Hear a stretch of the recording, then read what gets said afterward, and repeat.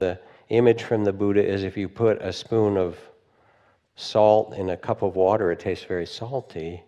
And if you put the same salt in a pond or a lake, the water is still clear and delicious.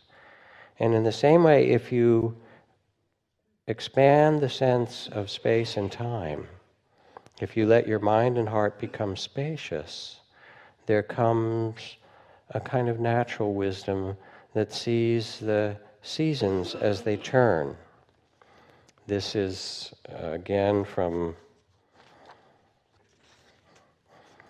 the Tao Te Ching.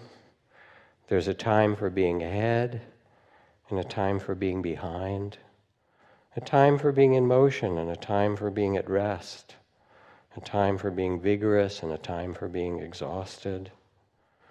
The Master sees things as they are without trying to control them. She lets them come and go their own way and resides at the center of the circle. It's like the verse from the Ecclesiastes, to everything there's a season, time to be born and a time to die, to plant and to reap, to weep and time to laugh, and so forth. From the perspective of the wise heart, we get quiet and spacious and say, yes, this is the season we're in. Now we had all this rain and the wildflowers are fantastic and the animals are really happy. Last year it was a drought, and that was the season we're in. And we can respond and tend. Wisdom also responds. But first, it just opens to say, this is the way things are unfolding now, in a spacious and a gracious way. And in this kind of gracious way, there's nothing that you have to do to really fix things, although you respond and tend the world beautifully.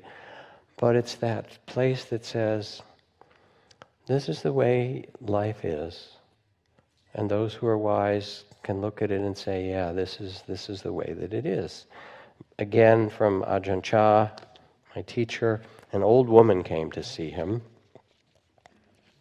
Came from a nearby village. She told him that she could only stay a short while. She had to get back to someone who was sick in her family, and could he give her a little essence of teachings?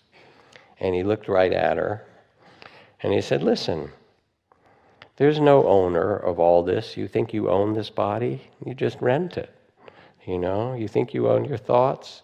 No one to grasp and own, no one to be young or old or good or bad, just the elements of life playing out. When you understand, you'll know that you were never born and you can never die. Those who speak of death are speaking the language of children. In the language of the heart of the Dharma, there's no such thing. When we carry a burden, it's heavy. When there's no one to carry it, there's no problem in the world. Not a problem in the world. Don't look for good or bad or right or wrong or anything at all. Don't do anything. Nothing more. Just be here for the life for life as it is.